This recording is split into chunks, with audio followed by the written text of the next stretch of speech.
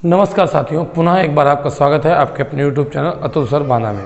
साथियों, आज हम बात करने वाले हैं एसएससी जीडी एग्ज़ाम के पैटर्न को लेकर, या एग्ज़ाम में कैसे परीक्षा हॉल में कम समय में आप ज़्यादा चीज़ें प्राप्त कर सकें, इसके विषय में हम बात करेंगे। तो पहले हम एक झलक डालेंगे पाठ्यक्रम में। पाठ्यक्रम क्या है आपका, आप सभी को पता भी है। 20 नंबर की 20 क्वेश्चन आने हैं आपके रीजनिंग के, 20 क्वेश्चन आने हैं आपके जीएस, 20 मैथ और 20 हिंदी या इंग्लिश, और हमको टोटल 80 क्वेश्चन आना है। और जो सबसे बड़ी बात है, सबसे जटिल वाली बात है, वो प्यारे बच्चे है कि हमको 1 घंटे का समय मिला है। अब बच्चे, हम देखते होंगे कि अंतिम समय कुछ बच्चे बहुत कम मेहनत से बड़ा परिणाम पा लेते हैं। वो क्यों पाते हैं? क्योंकि उनके तैयारी का तरीका थोड़ा अलग होता है। समझने का प्रयास करिएगा। मेरा कहना है कि अगर आपको जीडी में सिलेक्शन लेना है, हिंदी को बनाइए। अच्छा, अभी एक एक पोर्शन में हम बात करेंगे। अभी हम पहले बात करते हैं कि हमें किस टाइम मैनेजमेंट की बात करना है। टाइम मैनेजमेंट की हिंदी, अगर पैराग्राफ आता है तो 7 मिनट, और अगर पैराग्राफ नहीं आता है तो मैक्सिमम 5 मिनट में आप हिंदी कर सकते हैं। तो हम 5 से 7 मिनट ले सकते हैं। अच्छा, आप कहेंगे गुरुवर संभव नहीं हो पाता है। बेटा, संभव तो तभी हो पाएगा जब अधिक से अधिक, पहली बात तो ये मान लीजिए कुछ नया मत पढ़िए।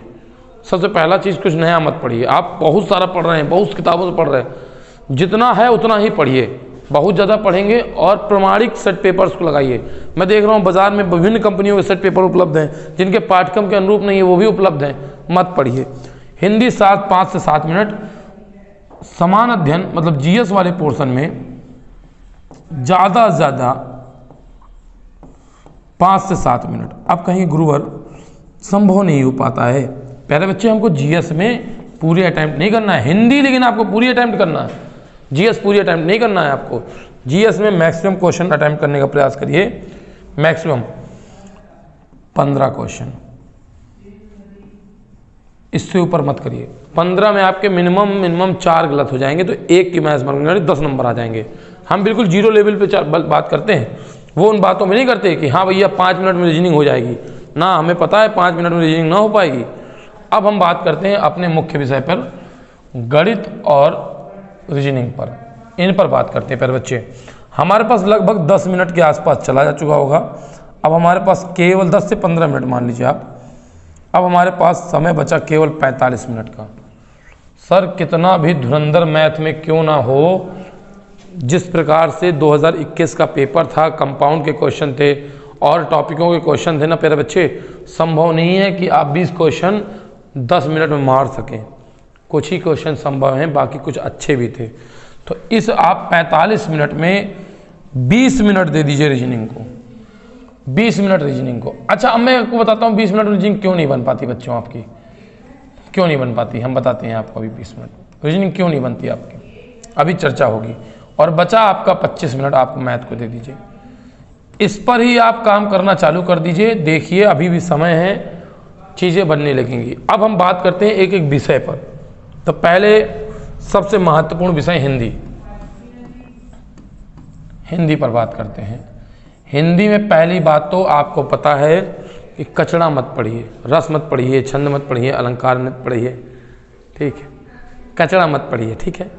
जो सिलेबस पे है, जो सिलेबस पे है, केवल उसी को पढ़िए, ठीक है। मतलब कि हिंदी के पाठ्यक्रम के अनुरूप पढ़िए। रस छंद अलंकार है ही नहीं तो आप पढ़े हैं, कोई मतलब नहीं। वर्णमाला नहीं है, आप पढ़ रहे हैं। जब आप पर्यायवाची पढ़िए। अच्छा, पर्यायवाची भी आरो लेवल की ना पढ़ जाइए। अब आप समस्या लड़के के साथ यही हो रही है, वो आरो की नहीं पढ़ रहा है। अरे प्रभु, पर्यायवाची आएंगी जीडी में, लेयर आएंगी, ऊपरी हिस्से की आएंगी, ठीक है। बहुत से विलोम पढ़िए, ठीक। जो पाठ्यक्रम के उस पर पढ़िए। दूसरा विषय जीएस। अब आप चाहे जितना पढ़ लीजिए सर, जो फंसना है वही फंसेगा, कितना मेहनत कर लीजिए। अब जीएस को नोट्स से अच्छा वन लाइनर पढ़िए, और कोई पतला सा बुक लेके पढ़िए। कोई पतला सा पतला बुक हो वन लाइनर पे, ठीक है। पतला सा पतला बुक हो, ठीक। पहली चीज़। अब मैं अपने मुख्य 2 विषय में बात करता हूँ। एक मैथ में और एक रीजनिंग पर। और रीजनिंग पर बच्चा क्यों नहीं बना पाता, क्वेश्चन समझिए जरा। उसके ना बनाने पाने का रीजन है, क्वेश्चन आया विसंगत से, हलवा था, मजाक था, सरल था, कर लिया। द्वितीय प्रश्न आया श्रृंखला से, कर लिया हमने। तृतीय प्रश्न आया रक्त संबंध से, कर लिया हमने। चौथा आया मिसिंग नंबर से, हम फंस गए भैया, 1 मिनट बर्बाद कर दिए, लॉजिक हमारे नहीं आया। तो हमेशा वैसे प्रश्नों को ही अटेम्प्ट करिए पहले राउंड में जिसका लॉजिक सरतिया आपको आ रहा हो, जल्दी आपको आ रहा हो।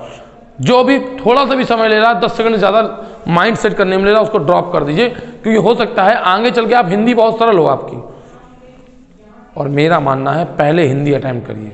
फिर कह रहा हूँ, हिंदी और रीजनिंग के दम पे आप सिपाही बन सकते हैं, चाहे यूपी कांस्टेबल हो या आपका SSC GD हो। इस बात को ध्यान दीजिए। तो आपको समझना है जो लॉजिकल टॉपिक होते हैं, जैसे कोई वर्गीकरण का क्वेश्चन आ गया, आप जूझे पढ़े, लॉजिक नहीं आ रहा है, आप टाइम क्लीन कर रहे हैं, वो टाइम आपको बाद में दिक्कत देगा, 100% दिक्कत देगा। तो आज से शपथ लीजिए, पहला उद्देश्य होता है पूरे पेपर को छू लेना, पूरे पेपर को छूना, पहला उद्देश्य पूरे पेपर को छू लेना। जब पूरे पेपर को आप छू लोगे तब प्यारे बच्चे संभव होता है कि उस पर एनालिसिस कर पाना। पहले पेपर तो खोल के देख लो भाई, है ना, ठीक है। अब मैथ वाले पोर्शन में आते हैं। मैथ में अंतिम में क्या पढ़ना है सर? कुछ नहीं पढ़ना है, परसेंटेज लाइन पढ़ना है बस, और वर्क एंड टाइम वाली लाइन पढ़ना है